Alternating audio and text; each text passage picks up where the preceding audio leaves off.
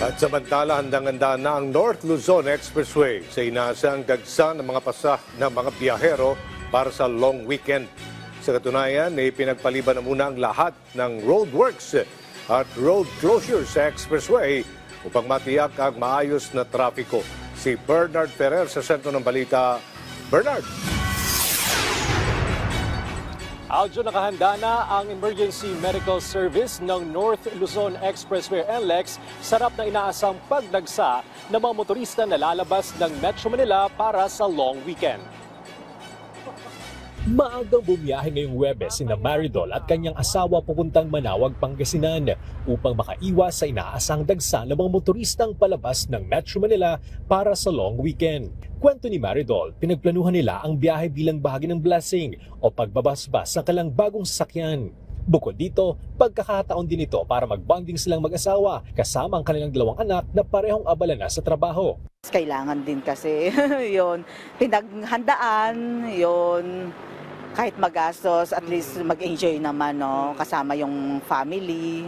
Batay sa pagtaya ng North Luzon Expressway NLEX, inaasang tataas ng 3 hanggang 5% ang bilang ng mga motoristang dadaan sa expressway ngayong long weekend. Karaniwang umaabot sa 350,000 ang daily average ng motorista sa NLEX, habang nasa 80,000 naman sa SCTEX. Ipinagpaliban ng NLEX ang lahat ng roadworks at road closures sa expressway. Ayon kay NLEX Traffic Operations Head Robin Ignacio, nakabukas ang lahat ng lanes sa expressway para mas mapabilis ang biyahe. Nakahanda rin ang NLEX na magpatupad ng counterflow sakalang bumigat ang daloy ng trapiko, partikular sa bahagi ng Marilao hanggang Mekawayan sa Bulacan.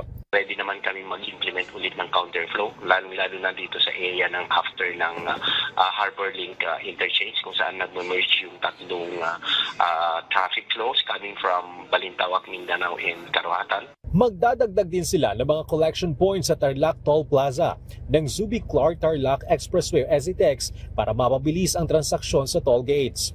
Handa na ring tumulong ang mga emergency medical services ng NLEX at SCTEX. Nakahanda naman po yung ating mga emergency medical services, yung ating mga ambulansya na nakadeploy dito sa kahabaan ng NLEX at SCTEX. Ganun din po yung ating mga emergency towing response team at yung aming mga patrol na umiikot. Pinalalahanan naman ang mga motorista na magdoble ingat sa pagmamaneho at tiyaking nasa maayos na kondisyon ang kanilang sasakyan.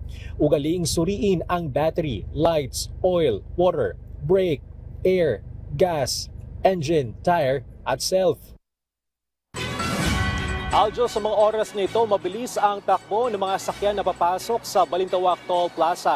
Pero may ilang lane dito na nakakaranas naman ng pagpila yung mga sakyan. Pero paglampas lamang ng Toll Plaza, mabilis at maayos ang daloy ng trapiko. Tuloy-tuloy din yung mga sakyan na nagpapakabit ng RFID. Walang pag-ulan sa mga oras na ito pero nanatiling makulimlim ang kalangitan. Para sa mga kababayan natin na luluwas o lalabas ng Metro Manila, mag-ingat po sa inyong biyahe. Aljo. Maraming salamat, Bernard Ferrer.